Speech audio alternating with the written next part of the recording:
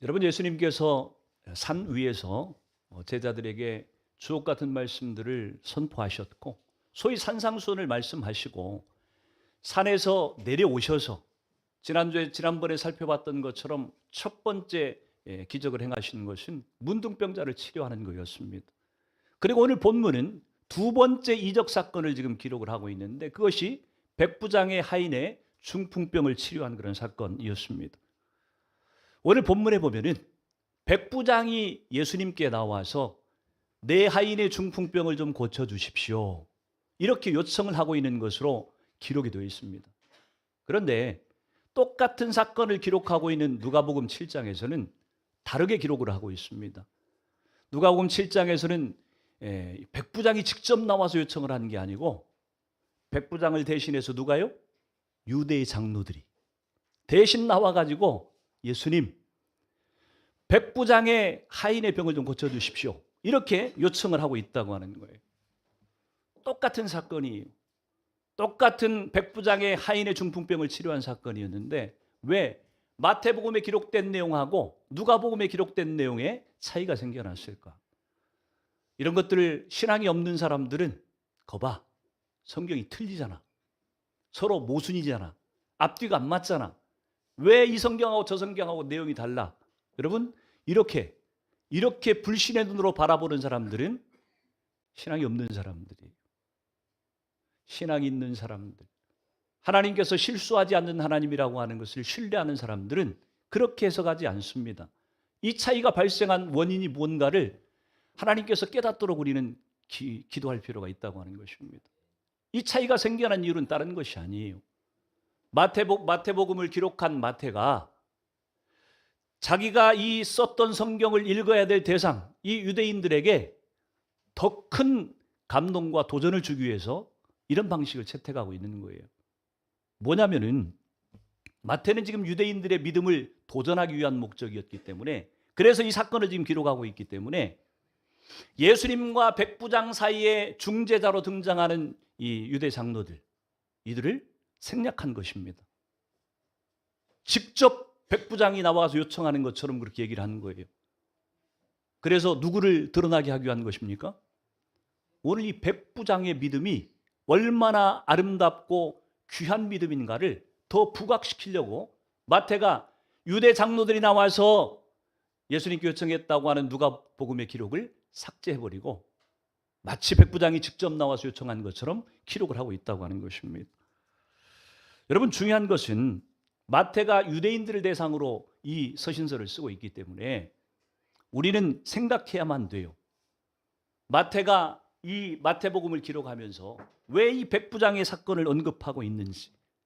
지난번에 살펴봤던 첫 번째 이적은 문둥병자를 치료하는 사건을 통해서 누구의 믿음을요? 비록 문둥병자였지만 유대인이었던, 비록 사람들에게 소외되고 버림받은 문둥병자였지만 그러나 유대인이었던 이 문둥병자의 치유를 통해서 유대인의 믿음과 그것을 통한 치료의 사건을 강조하려고 했던 것이고, 오늘 이 사건, 백부장의 이 하인의 중풍병을 치료한 것은 유대인들이 아니라 이방인의 믿음을, 그리고 그 믿음을 통해서 예수님의 치유가 어떻게 나타나는가를 지금 보여주고자 하는 것이, 여러분, 백부장이 직접 나와서 요청을 했던, 아니면 유대 장로들이 대신 와서 말을 전했던, 그것은 그렇게 중요한 게 아니에요. 요청한 내용이 지금 무엇이라고 얘기하고 있습니까? 똑같은 걸 얘기하고 있어요. 뭘 요청하고 있습니까? 백부장의 하인이 중풍병 걸렸다는 거예요. 중풍병이라고 하는 것은 우리가 아는 것처럼 문둥병도 치유될 수 없는 병이지만, 우리가 잘 알잖아요. 중풍병이라고 하는 것은 회복될 수 있는 병이 아닙니다. 한 번 마비가 되면 다시는 회복이 안 되는 병이에요.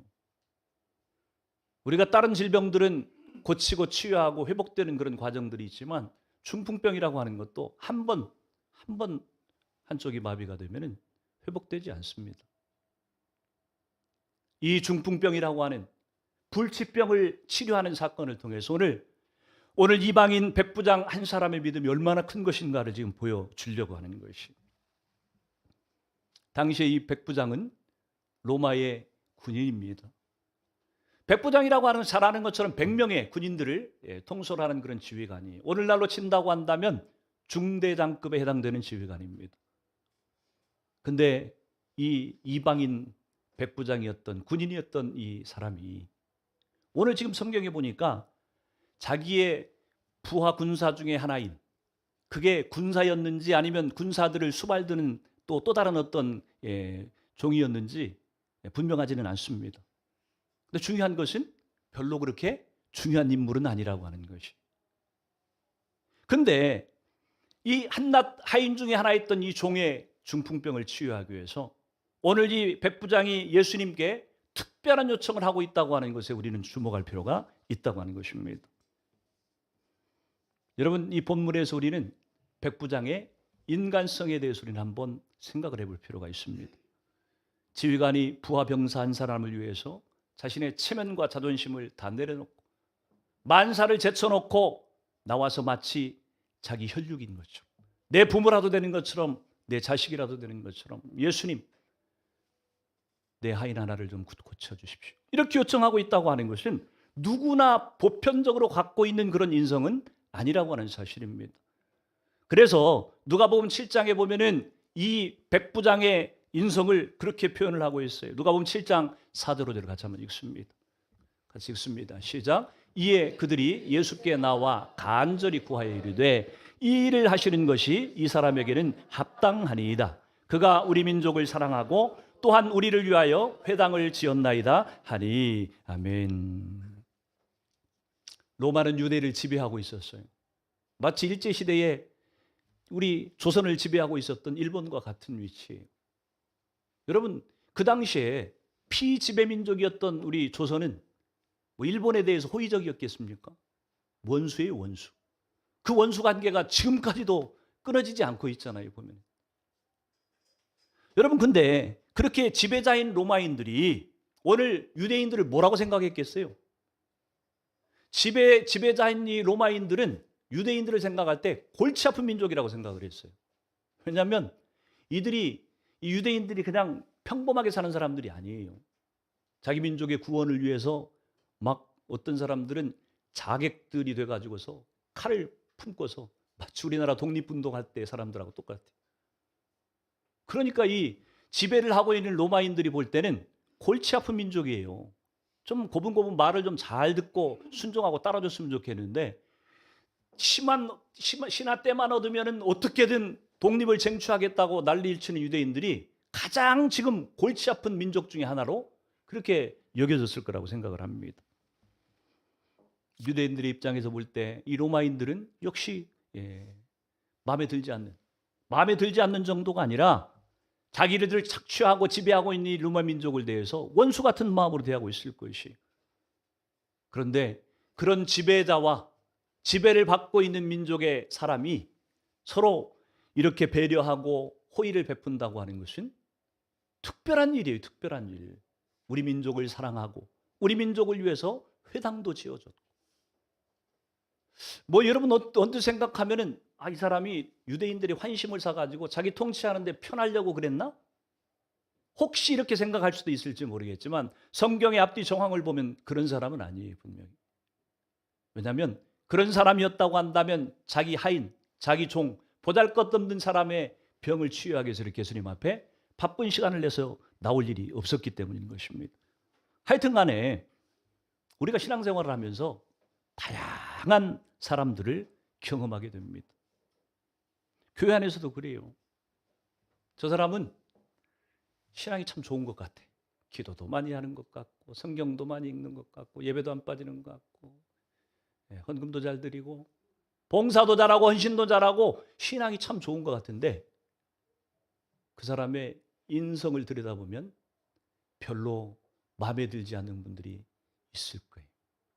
친절하지도 않고 부드럽지도 않고 차갑고 냉랭하고 배려도 없고 정말 비호감이라고 느껴지는 그런 사람들이 있어요, 없어요? 제가 이렇게 말만 해도 머릿속에 떠오르는 사람이 혹시 있을지 모르겠어요. 누가 떠오르는데? 누가 생각이 나는데? 근데 여러분, 그런 사람이 혹시 나라고 생각해 본 적 있어요? 내가 혹시 그런 사람 아닌가 혹시 생각해 보지 않았어요? 사람은 참 모순된 존재예요. 이런 얘기를 들으면은 막 머릿속에 떠오르는 사람이 있어요. 근데 정작 내가 그런 사람은 아닐까? 이렇게 생각해 보지는 않는다고 하는 것입니다. 이게 우리 한계예요. 우리의 문제라고 하는 것입니다. 여러분, 사람에게는 인성이라고 하는 것이 매우 중요합니다. 신앙생활을 좀 하다 보면 우리는 이 인성이라고 하는 것을 무시하고 영성만 중요하다고 생각하기가 쉬워요. 그래서 우리는 기도 많이 하고 막 교회 열심히 내고 신앙생활 잘하는 사람을 보면은 교회 안에서 대단한 사람처럼 보여지고 그 사람의 인성에 대해서는 우리가 간과하기가 쉽다고 하는 것입니다. 근데 오늘 본문에 보면요, 백부장의 요청을 들으시고 예수님께서 어떻게 반응을 하시냐면 8장 7절이에요. 같이 한번 읽어봅니다. 시작. 이르시되 내가 가서 고쳐주리라. 아멘. 내가 가서 고쳐주리라. 여러분, 예수님이 아무한테나 이랬을 것 같습니까? 아무한테나 얘기한다 그래가지고 예수님이 이렇게 내가 가서 고쳐줄 것이다. 그냥 고쳐주겠다는 게 아니에요. 내가 가서 고쳐주겠다, 내가. 여러분, 이런 경우가 성경에 몇 번이나 있는지 한번 보십시오. 제 기억으로는 한 번 아니면 두 번입니다. 그 외에는 없어요. 대부분 예수님이 병을 고치실 때 어떻게 과정이 어떻냐면은 병자들이 예수님 앞에 나와요. 나 이거 아프니까, 나 이런 문제 있으니까 이거 좀 해결해 주세요 하고 나와가지고 고침을 받지, 예수님이 야 내가 가서 고쳐줄게 이런 경우들이 거의 없어요, 성경에. 예수님께서 왜 내가 이 백부장의 요청을 듣고 나서 왜 예수님이 주저하지도 않고 망설이지도 않고 내가 직접 가서 고쳐주겠다, 왜 예수님께서 이런 표현을 하셨을까? 우리는 단순하게 생각하기에 백부장이 인성이 좋은 사람이었기 때문에 그랬을 것이다, 뭐 이렇게만 얘기할 수는 없어요. 그럼에도 불구하고 예수님의 이 태도는 매우 예외적인 경우고, 주로 예수님께서 병자들을 고칠 때 쓰시던 방법이 아니라 자신이 직접 가서 고쳐주시겠다고 했던 것은 오늘 이 백부장의 신앙과 믿음 가운데, 그의 삶 가운데 무언가 다른 사람과는 다른 것들이 있음을 지금 우리에게 보여주고자 하는 것이죠. 백부장의 하인의 중풍병이 치료받았던 원인은요, 비결은요, 이 백부장의 두 가지 특별함 때문에 이런 일이 일어나지 않았을까, 그렇게 추측을 합니다. 첫 번째는 무엇이냐면 이 백부장의 인성에 대한 부분이에요. 백부장의 인성이 예수님에게 분명히 감동이 되었을 것이라고 추측을 해볼 수가 있습니다. 우리가 잘 아는 것처럼 예수님은 신성과 인성을 동시에 가지신 분이에요. 그렇죠? 하나님의 아들인 신으로서의 성품을 갖고 계시고 사람으로서의 성품도 인성도 동시에 갖고 계신 분을 우리는 예수님이라고 얘기를 해요. 만약 예수님이 인성이 없다고 한다면 예수님은 그냥 하나님일 뿐이에요. 그렇죠? 이 땅에 성육신 하기 이전에 하나님이실 뿐이에요. 근데 예수님이 예수님인 것은 사람의 몸을 취하고 인성을 입고 이 땅에 오셨기 때문에 예수님은 하나님이시면서 동시에 사람이라고 얘기를 하는 것입니다. 그러니까 예수님에게 신성과 인성이 동시에 있었던 것처럼 사람인 우리에게도 영성과 인성이라고 하는 것이 동시에 존재한다고 하는 것을 우리는 잊으면 안 된다고 하는 것입니다. 착하다, 또 인자하다, 동정심이 많다, 긍휼을 잘 베푼다, 아니면 신사적이다. 여러분, 이런 성품이 인성입니까, 신성입니까? 예? 인성이에요, 신성이에요? 인성이에요, 인성. 그렇죠? 인성이에요. 근데 이 인성을 가만히 한번 곰곰이 묵상해 보면요, 하나님의 신성하고 똑같은 거예요. 착한 것, 의로운 것, 남에게 친절한 것, 배려심이 많은 것, 이게 그냥 인성입니까? 인간에게만 나타나는 성품이에요? 아니에요. 신성을 갖고 계신 예수님에게도 동시에 있는 성품이라고 하는 것입니다. 그러니까 다른 말로 얘기하면 무슨 얘기냐면, 우리는 인성과 신성이라고 하는 걸 자꾸 분리해서 생각을 하게 되지만 인성과 신성은 우리에게 똑같은 것이에요. 인성과 신성이 같이 있어야만 예수님이 예수님 되실 수 있는 것처럼 영성과 인성이라고 하는 것이 함께 있어야만 사람이 사람인 것이에요. 그래서 우리가 영성만 좋다고 해가지고서 훌륭한 신앙이 될 수가 없는 거예요. 우리가 훌륭한 신앙인이 되려면은 영성과 더불어서 우리의 인성이 같이 잘 되어 있어야만 정상적인 그리스도인이라고 부를 수 있다고 하는 것입니다. 거칠고 성질이 고약하고 다른 사람에게 짜증 잘 내고 함부로 대하고, 여러분 이런 것들은 절대로 신의 성품도 아니고 그리스도인인 우리가 갖고 있어야 될 인성도 아니라고 하는 얘기입니다. 그런 의미에서 인성이라고 하는 건 매우 중요한 것이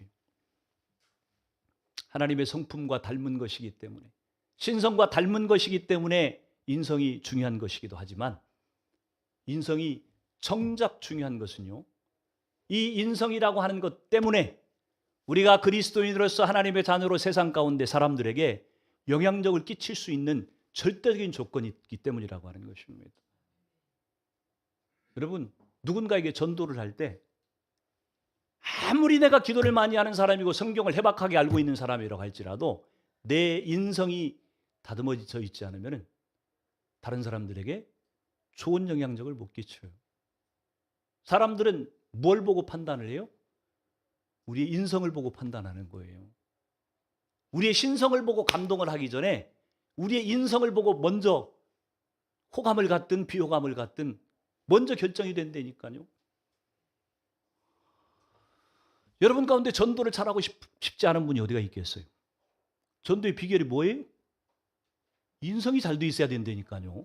우리는 생각하기에 영성이 잘 돼 있으면 전도를 잘할 것 같아도, 영성이 잘 돼 있으면요, 담대함이 있어가지고 가서 사람들을 끌어오는 데는 도움이 될지 몰라요.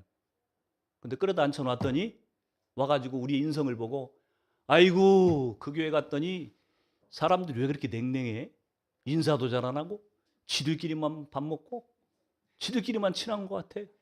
우리는 이방인 같아. 그래서 나는 나가고 싶지 않아. 여러분, 만약 우리 인성이 잘 준비되어 있지 않, 다듬어져 있지 않으면은 겉으로 앞으로 전도해오고 뒤로는 다 새나가 버리는 그런 일들이 생겨나게 된다고 하는 것입니다. 우리의 영성과 인성이 함께 중요하다고 하는 것을 성경이 우리 가운데 증거하고 있어요. 사도행전 17장 11절 12절 말씀을 같이 한번 읽어봅니다. 시작.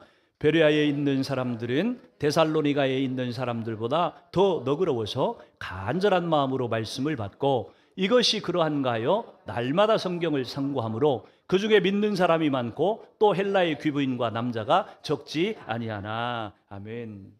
베레아 사람들 얘기를 하고 있어요.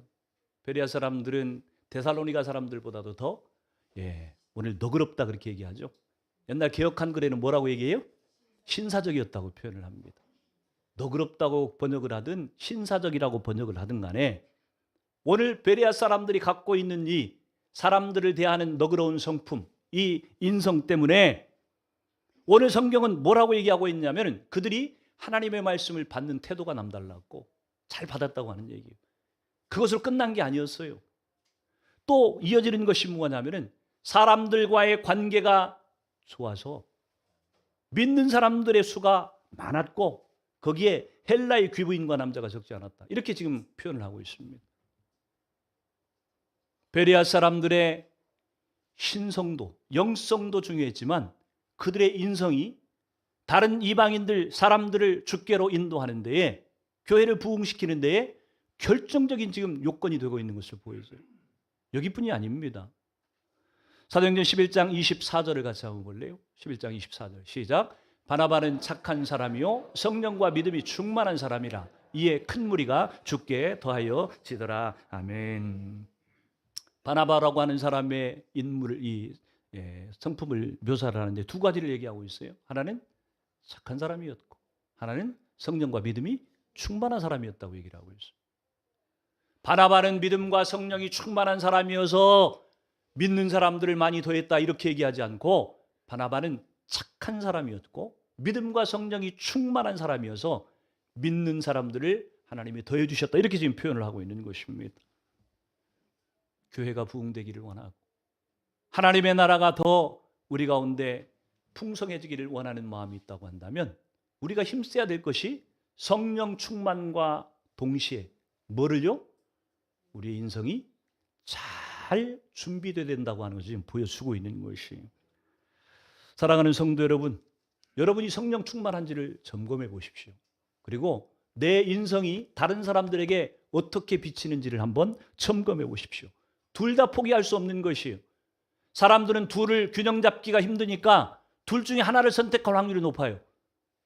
신앙이 없는 사람들은 인성만 따지고 앉아있고, 신앙이 좀 있다고 하는 사람들은 인성은 그냥 그건 하나님이 알아서 하시고 나는 그냥 열심히 기도만 할게요. 이러고 자기 영성만 관리하는 이런 실수를 범할 수 있다고 하는 것입니다. 성령께서 내 속에서 나를 변화시켜 주시도록 나를 내어드리십시오. 내 못난 자아가 죽어지고 내 속에 그리스도의 성품이 새겨지도록 나를 그렇게 피워드리십시오. 그래서 여러분의 영성과 여러분의 인성이 둘 다 교회와 하나님의 나라를 위해서 아름답게 쓰임받기를 축복합니다. 두 번째, 오늘 이 백부장의 하인의 이 믿음에 특별한 것이 있다고 한다면 오늘 8절 9절 말씀이에요. 8절 9절을 같이 한번 읽어봅니다. 시작. 백부장이 대답하여 이르되 주여 내 집에 들어오심을 나는 감당하지 못하겠사오니 다만 말씀으로만 하옵소서. 그러면 내 하인이 낫게 싸움나이다. 나도 남의 소하에 있는 사람이요 내 아래에도 군사가 있으니 이더러 가라면 가고 저더러 오라 하면 오고 내 종더러 이것을 하라 하면 하나이다. 아멘. 백부장이 예수님께 그렇게 지금 고백하고 있어요. 주여 내 집에 들어오심을 감당할 수가 없습니다. 내 집에 들어오심을 감당할 수 없습니다. 누가 생각이 나요? 세례요한이 떠오르지 않아요? 나는 주님의 신발끈을 풀 자격도 없습니다. 이렇게 고백했던 세례요한의 고백과 오늘 이 백부장의 고백, 내 집에 들어오심을 나는 감당할 수가 없습니다. 이 고백이 너무 유사하다는 생각이 들지 않습니까? 하나님 앞에 절대적인 지극한 그런 겸손을 고백하고 있는 모습을 볼 수가 있는. 여러분, 이것은요 예수님이 어떤 분이신지, 그분이 메시아이시고 우리를 구원할 구원자이시고 전능하신 하나님 그분 자신이라고 하는 믿음이 없이는 절대로 이 고백을 우리가 할 수가 없는 고백이라고 하는 것입니다. 거기다가 지금 백부장이 뭐라고 얘기하고 있어요? 다만 말씀으로만 하옵소서.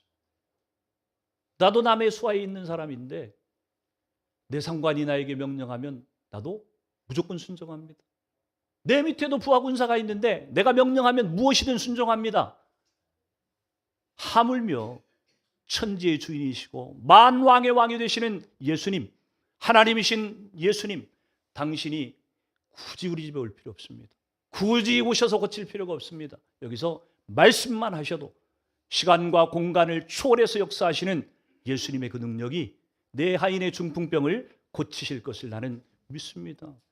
여러분, 이렇게 지금 고백하고 있는 것입니다.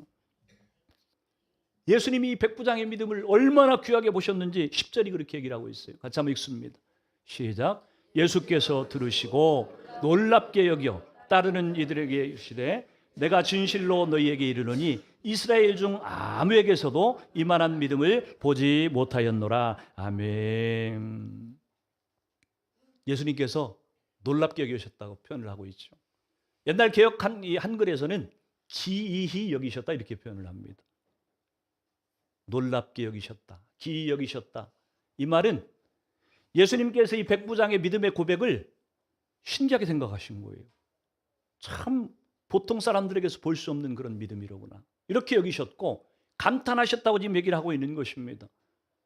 특별히 이 백부장의 이 고백이, 이 믿음이 다른 사람하고 달랐던 것은 뭐냐면은 백부장이 보이는 세계의 현상을 가지고서 보이지 않는 영적인 세계의 질서를 깨달았다고 하는 거예요. 그게 뭐예요? 군인 사이의 위계 질서를 가지고 하나님과 인간 사이의 이 위계 질서를 유추해낼 수 있는 그런 능력이 이 백부장이 있었다고 하는 거예요.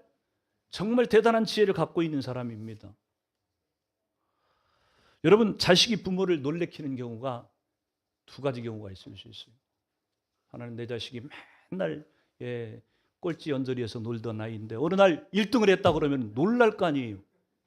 내 아이가 그렇게 말을 잘 듣고 선한 일을 하는 애가 아닌데 어느 날 보니까 뭐 정말 막 누구를 죽음에서 살려내고 막 위기 가운데서 건져내 가지고 막 상을 받는다 그러면은 부모가 얼마나 놀라겠어요. 또 놀라는 경우가 뭐가 있을 수 있어요? 사고 칠 때. 내 자녀가 사고를 쳐 가지고 부모를 놀래킬 수도 있는 거예요.